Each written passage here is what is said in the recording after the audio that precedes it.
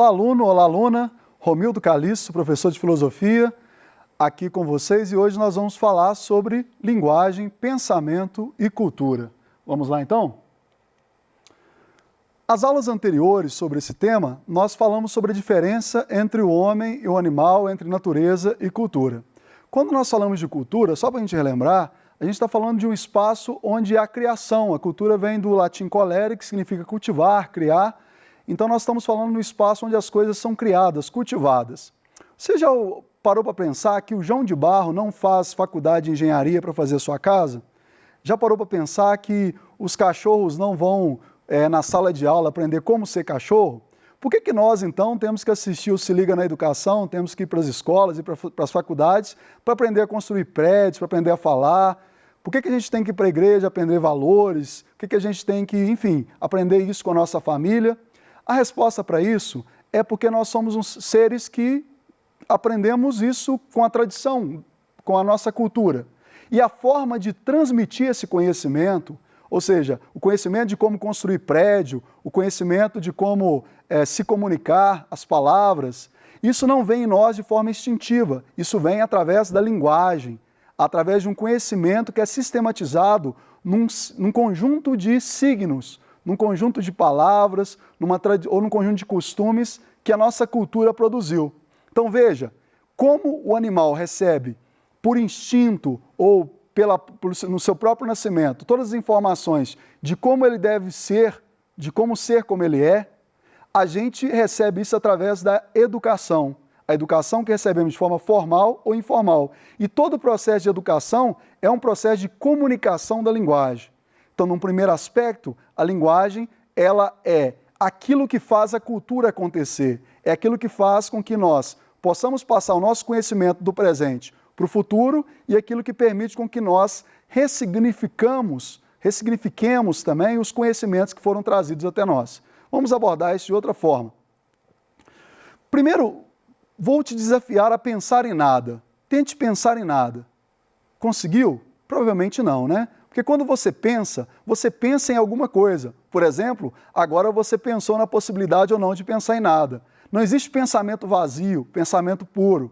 Vão dizer os fenomenólogos que pensar é sempre pensar em alguma coisa. A consciência é sempre intencional. Ela sempre está expectando algum objeto. Então só há pensamento porque existe um conteúdo para eu pensar. Para eu pensar é necessário que tenha uma ideia, que tenha algum tema para eu estar pensando, não é verdade?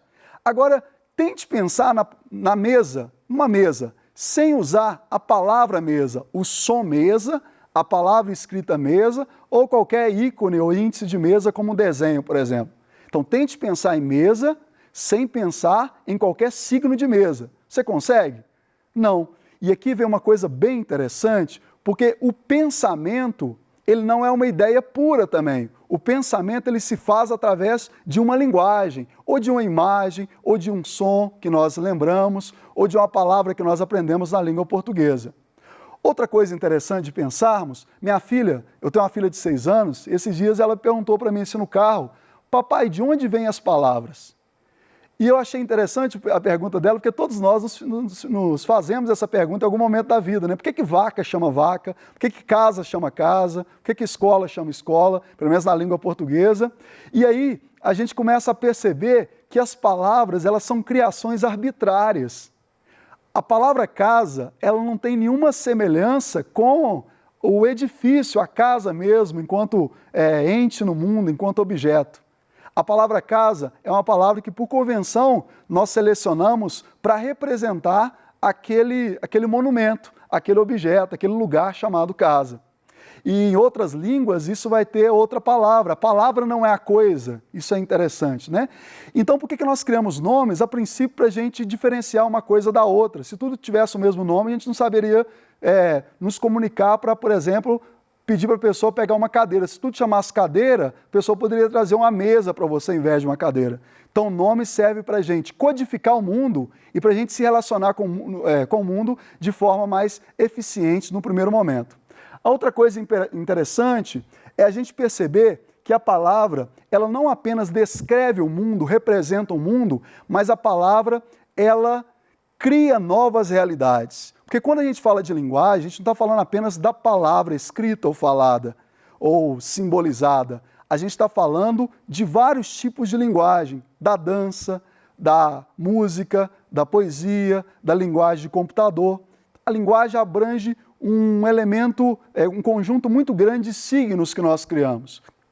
Então, quando nós falamos, por exemplo, da linguagem religiosa e a linguagem artística, nós tendemos a falar que essa linguagem ela é criadora, que é uma palavra criadora. Por exemplo, se você pega uma pintura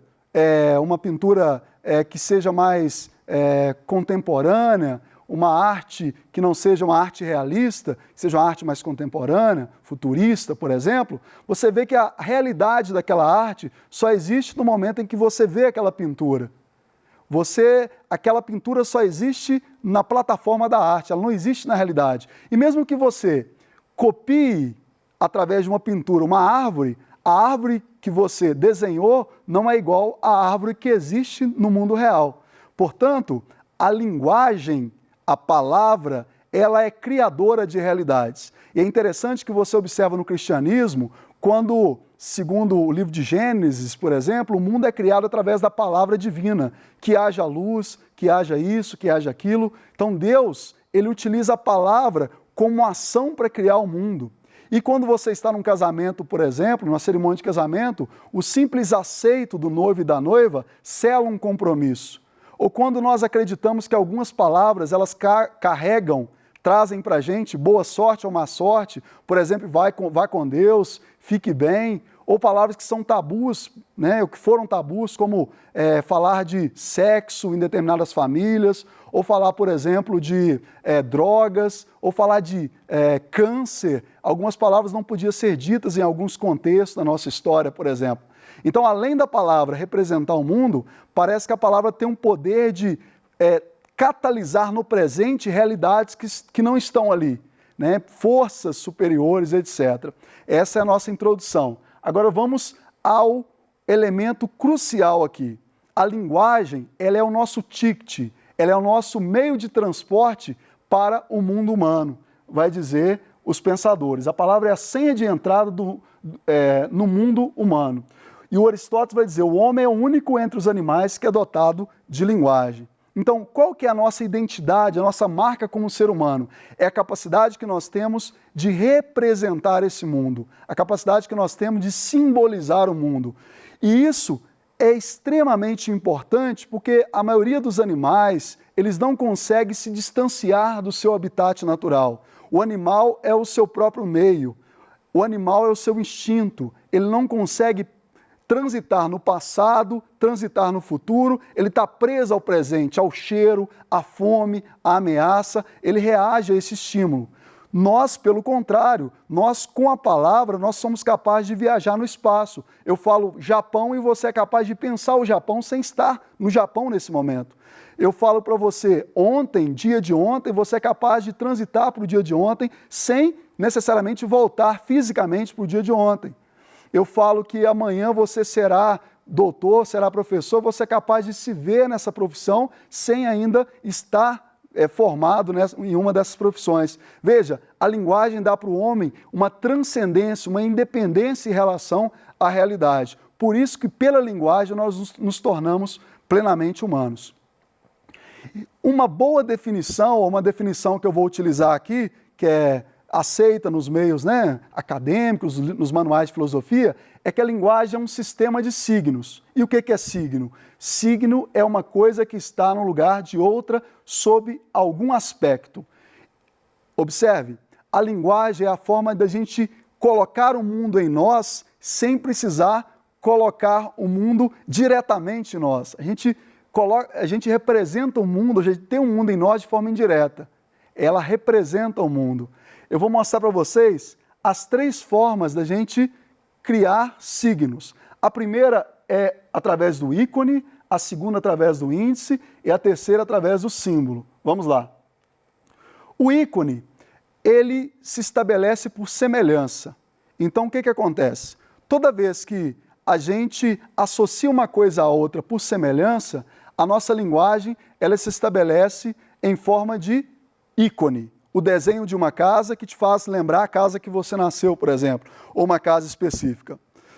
Outra forma da gente criar linguagem, outra forma da linguagem se estabelecer, é através do índice.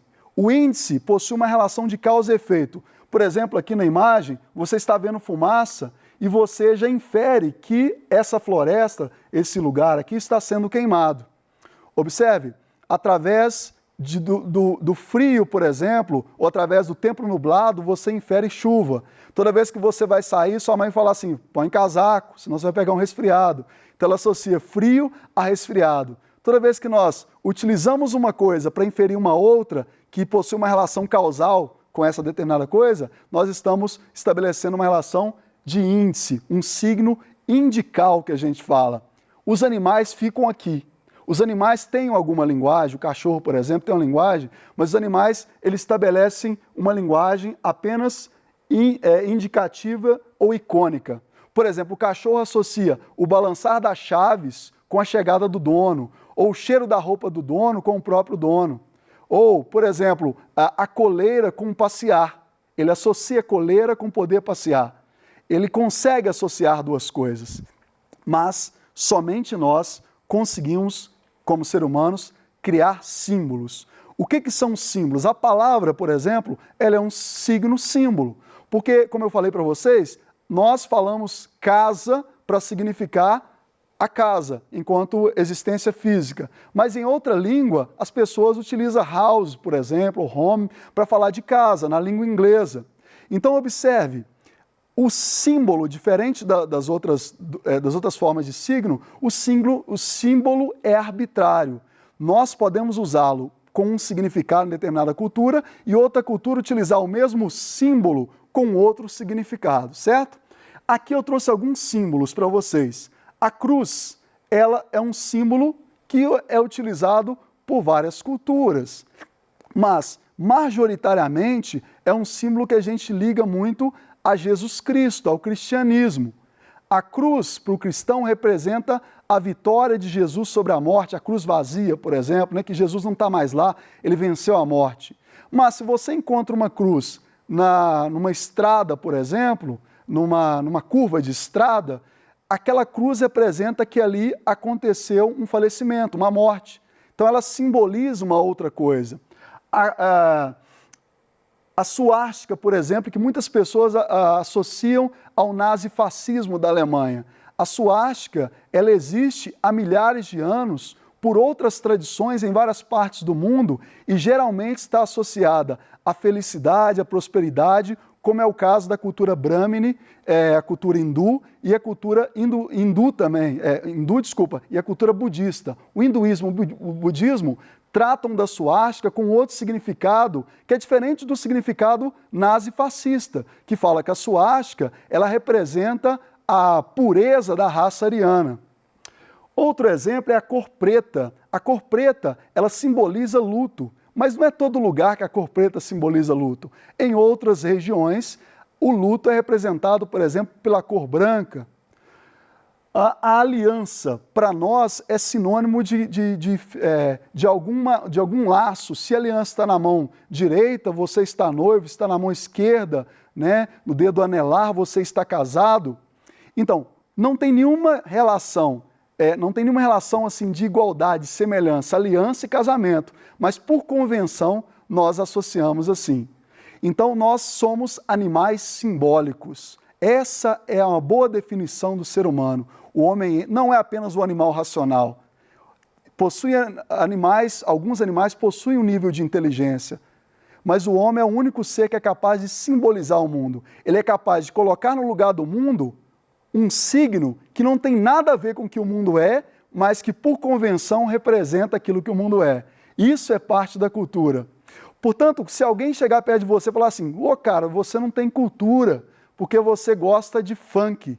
Você vira para as pessoas e fala assim, cultura é todo símbolo, é todo signo que o homem é capaz de produzir. Se você pensa, você é um ser cultural. Cultura não se identifica apenas com cultura erudita. Aí no museu, por exemplo, ouvir música clássica. Cultura é toda a capacidade que nós temos de produzir signos, de produzir símbolos. Então, se você pensa, se você fala, se você ouve música ou produz música, você é um ser cultural, beleza?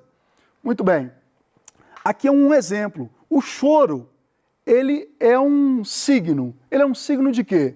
Ele é um signo ou de dor, ou de fome, ou de frio. A pessoa vai ter que interpretar que signo que é. A criança ainda não sabe falar, mãe, eu estou com dor de barriga, o bebê, né? Não sabe falar, mãe, eu estou com frio. Como é que a criança vai representar essa dor, o frio ou a fome? É através do choro. Desde pequeno nós já fazemos isso, de colocar no lugar de alguma coisa um signo para representar. Bom, aí você deve perguntar assim, professor, mas por que as palavras existem, como minha filha me perguntou, de onde vêm as palavras? E aí o Rousseau, ele diz o seguinte, não é a fome ou a sede, mas o amor ou o ódio, a piedade, a cólera, que os primeiros homens lhes arrancaram as primeiras vozes. Eis porque as primeiras línguas foram cantantes e apaixonadas, antes de serem simples e metódicas. É muito interessante que no primeiro momento o ser humano ele não pensou o mundo, ele sentiu o mundo. Os homens, no início, eles não ficavam teorizando sobre as coisas, eles sentiam as coisas. Só que quando eles eram acometidos por grandes emoções, ou de medo, ou de raiva, eles emitiam algum som. E esse som depois se transformou em música, depois provavelmente se transformou em poesia, para depois se transformar em prosa, para depois se transformar na palavra lógica, metódica, como nós conhecemos. Então Rousseau fala que a linguagem tem origem nos nossos sentimentos. Sentimentos bons, como a alegria, paixão, etc. Sentimentos ruins, como a dor e a tristeza. Por isso que na tradição filosófica grega, nós temos duas palavras para falar sobre palavra, para falar sobre linguagem. Uma palavra é mitos, que significa a palavra que conta, que narra, que conta a história. Essa palavra ela é utilizada pela religião e pela arte, porque é uma palavra criadora. Zeus é muito mais familiar para você do que o seu bisavô, o seu tetravô, que você não deve nem saber o nome.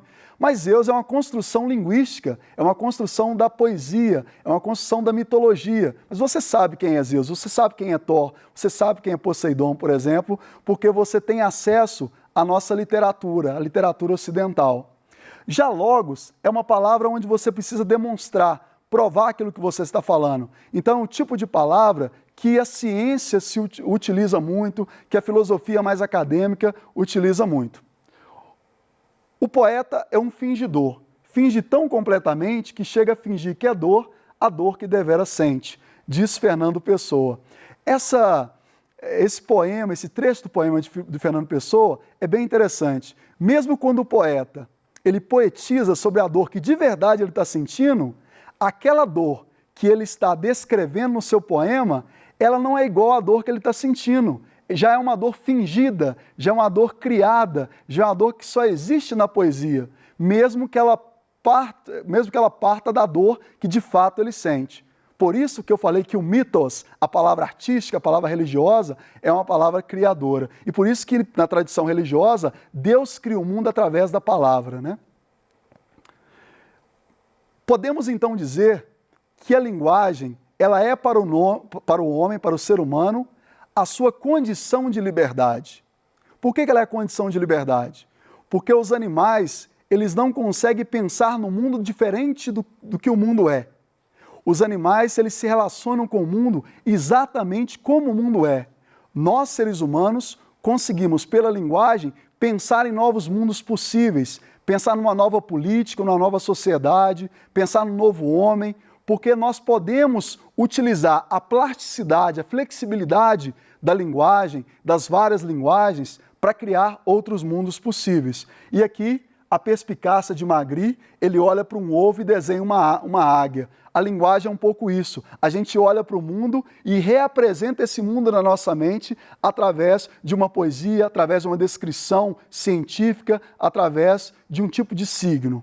E aí, o Merleau-Ponty, ele diz, a palavra, longe de ser um simples signo dos objetos, das significações, habita as coisas e veicula significações. Naquele que fala, a palavra não traduz um pensamento já feito, mas o realiza. E aquele que escuta recebe pela palavra o próprio pensamento. Observe bem, A palavra, ela não apenas descreve o mundo das coisas. A palavra, ela formata o nosso pensamento. Ela formata a nossa forma de ver o mundo. Por isso que quando você aprende uma nova língua, você também aprende uma nova maneira de pensar. Você aprende um novo jeito de raciocinar. Fiquemos por aqui então nessa aula. Espero que você tenha aprendido um pouquinho. Faça os PETs e você vai aprofundar mais no assunto. Até breve.